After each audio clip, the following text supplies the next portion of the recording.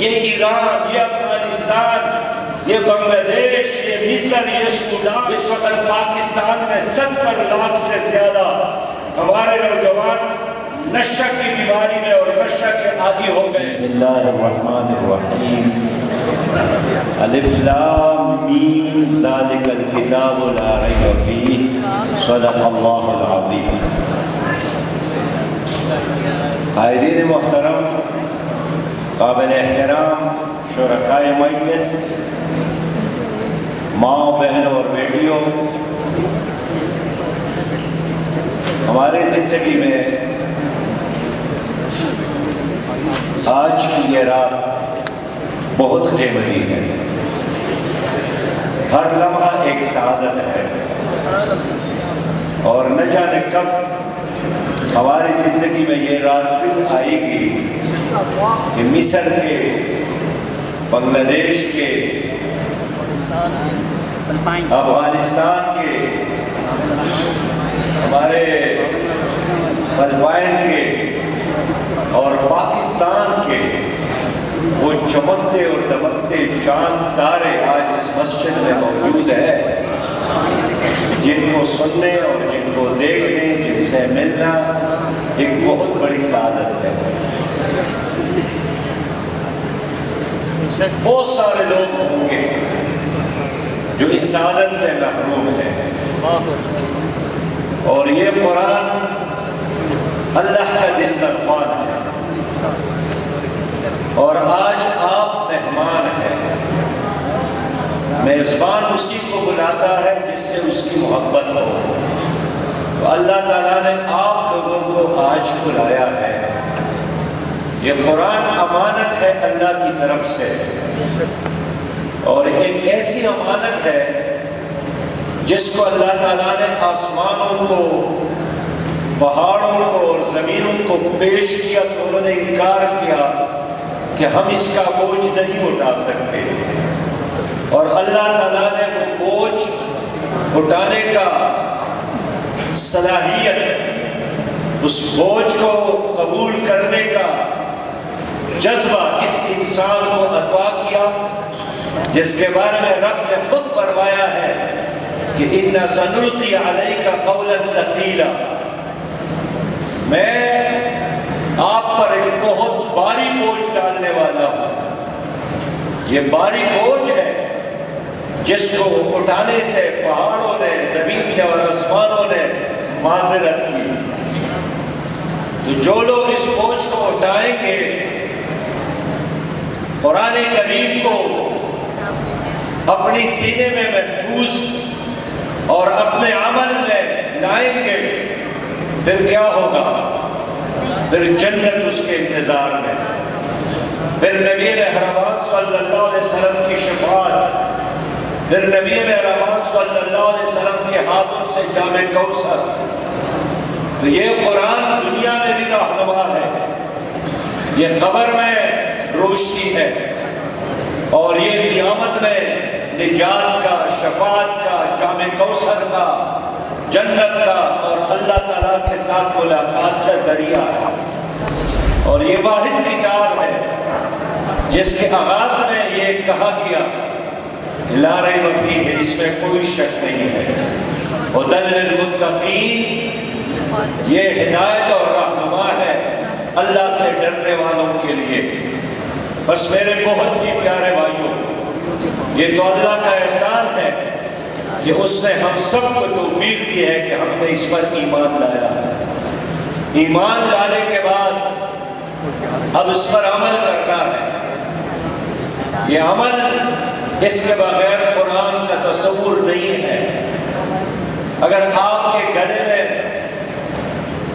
Doctor کا نسخہ تعویذ کی صورت میں موجود ہو، لیکن آپ کسی میڈیسن کی دکان سے دوائی لینے کے لیے تیار نہیں ہے، کھانے کے لیے تیار نہیں ہے، پرہیز کے لیے تیار نہیں ہے، اور پھر آپ کہیں کہ ڈاکٹر نے کیسا نسخہ دیا تھا، اسی طرح انسان کی اس دنیا میں ترقی کے لیے اور آخرت میں کامیابی کے لیے ایک واضح اللہ تعالیٰ کا نسخہ ہے۔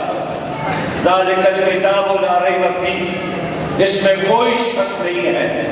بس میرے بہت ہی پیارے بھائیوں، آج ہم نے سیرت رسول صلی اللہ علیہ وسلم کے حوالے سے بھی انتہائی قیمتی باتیں سنی ہیں۔ آپ کو یاد ہوگا کہ ابو جہل، ابو سفیان رات کے اندھیرے میں آ کر دار ارقم جو ایک گھر تھا صحابی کا، جہاں حضور صلی اللہ علیہ وسلم اپنے صحابہ کرام کے ساتھ بیٹھ کر ان کو قرآن کی تعلیم دیتے تھے، یہ راتوں کو آ کر سننے کی کوشش کرتے تھے، اور صبح جب روشنی میں ایک دوسرے کو دیکھا تو ابو سفیان نے ابو جہل کو کہا کہ آپ بھی آئے ہیں، اور انہوں نے کہا کہ اچھا تو آپ بھی آئے ہیں، اور وعدہ کرتے تھے کہ پھر نہیں آنا، لیکن اگلی رات پھر آ گئے اور پھر آ گئے، اور بالآخر ابو جہل نے کہا کہ یہ جو آدمی ہے اور ان کا خاندان، یہ جنگوں میں اپنی تلوار کا جوہر نکالتے تھے، مکہ میں مہمانوں کو کھانے کھلاتے تھے، تو یہ کام تو ہم بھی کرتے تھے اور ہم بھی مقابلہ کرتے رہے۔ اب اس پر وحی آئی ہے تو میں ان کے ہر چیز کا مقابلہ کر سکتا ہوں، لیکن اس قرآن کا مقابلہ میری بس کی بات نہیں ہے۔ اور 1400 سال قبل بھی قرآن نے یہی چیلنج دیا تھا کہ فَأْتُوا بِسُورَةٍ مِّن مِّثْلِهِ، کوئی ایک سورت کو اس قرآن کی سورتوں کی طرح لاؤ۔ 14 صدیاں گزر گئے لیکن کسی نے اس چیلنج کو قبول نہیں کیا۔ میرے بہت ہی پیارے بھائیوں، جس طرح کل کا سورج اس دنیا کے لیے ایک نیا سورج ہوگا، اسی طرح قرآن آج کے انسان کے لیے بھی تر و تازہ ہے۔ یہ نہ بوڑھا ہو جاتا ہے، نہ پرانا ہو جاتا ہے، نہ اس کا رنگ ضائع ہو جاتا ہے، یہ ہر وقت تر و تازہ ہے، اس سورج کی روشنی کی طرح کہ لوگ کہتے ہیں کہ آج تو پھر سورج نکل آیا، لیکن سورج کی روشنی کے بغیر، پانی کے قطرے کے بغیر، روٹی کے نوالے کے بغیر انسان ناکام نہیں ہوتا، زیادہ سے زیادہ مر جائے گا، لیکن قرآن کے بغیر انسان کی زندگی کا بھی اور انسان آخرت میں کامیابی کا تصور نہیں کر سکتا۔ دنیا کے ہر کتاب وہ صرف زندگی کے آخری لمحوں تک ساتھ ہے، یہ وہی کتاب ہے جو قبر کے اندھیروں میں بھی روشنی اور قیامت کے سخت ترین دن میں بھی آپ کے لیے رہنما۔ اس لیے میرے بہت ہی پیارے بھائیوں، اگر ابو بکر کو صدیق اکبر بنایا تھا تو قرآن نے، اور عمر کو فاروق بنایا تھا تو قرآن نے، اور علی اسد اللہ بنائے گئے تو قرآن کی برکت سے، اور خالد سیف اللہ بنے تھے تو قرآن کی برکت سے۔ ان اللہ یرفع بہذا الکتاب اقواما، اللہ اس کتاب کے ذریعے قوموں کو اٹھاتا ہے۔ اور پھر ہم دیکھتے ہیں کہ مسلمانوں کی لشکر ہے، ابھی سعد بن ابی وقاص نے ایران کو فتح کیا، ابھی حضرت خالد نے شام کو فتح کیا، ابھی مصعب بن نصیر نے افریقہ کو فتح کیا۔ تو یہ قرآن کی کامیابی، قرآن کی وجہ سے۔ تو اگر آج کی دنیا میں ہم ترقی چاہتے ہیں، ہم دلوں میں سرور اور سکون چاہتے ہیں، تو قرآن کے علاوہ اور کوئی راستہ نہیں ہے۔ وہ زمانے میں معزز تھے مسلمان ہو کر، تو وہ مسلمان بن گئے تو معزز ہو گئے، اور ہم خوار ہو گئے اس لیے کہ تارکین قرآن ہو گئے۔ میرے بہت ہی پیارے بھائیوں، اگلا کام کیا کرنا ہے؟ اگلا کام یہی ہے کہ اس قرآن کو نافذ کرنا ہے، کہ ہمارے چیف جسٹس کے ہاتھ میں قرآن ہو تو انصاف ملے گا۔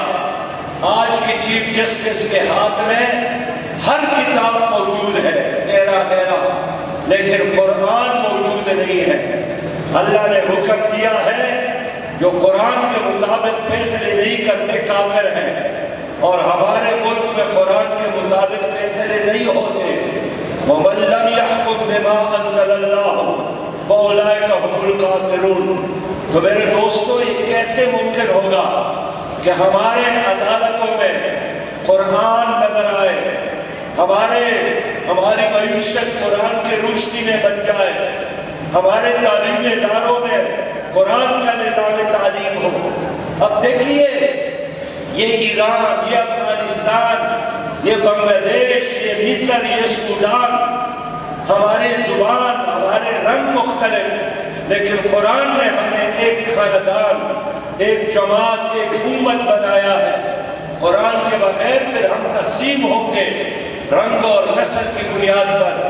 تو اس کتاب کو عملی طور پر نافذ کرنے کے لیے ایک انقلابی جدوجہد کی ضرورت ہے، ایک جہاد کی ضرورت ہے۔ جماعت اسلامی پاکستان کے لوگوں کو اس انقلابی جدوجہد کے لیے تیار کرتی ہے۔ میں آپ بھائیوں سے درخواست کروں گا کہ ساری دنیا اس وقت حملہ آور ہے پاکستان کے نوجوانوں پر کہ حیات حیائی یہاں عام ہو، عریانی اور فحاشی میں مبتلا ہو۔ اس وقت پاکستان میں 70 لاکھ سے زیادہ ہمارے نوجوان نشہ کی بیماری میں اور نشہ کے عادی ہو گئے اور ڈپریشن کے شکار ہو گئے۔ تو اس نئی نسل کو دوبارہ اٹھانے کے لیے ایک ہی ذریعہ ہے کہ مغربی کلچر کے مقابلے میں ہم قرآن کے کلچر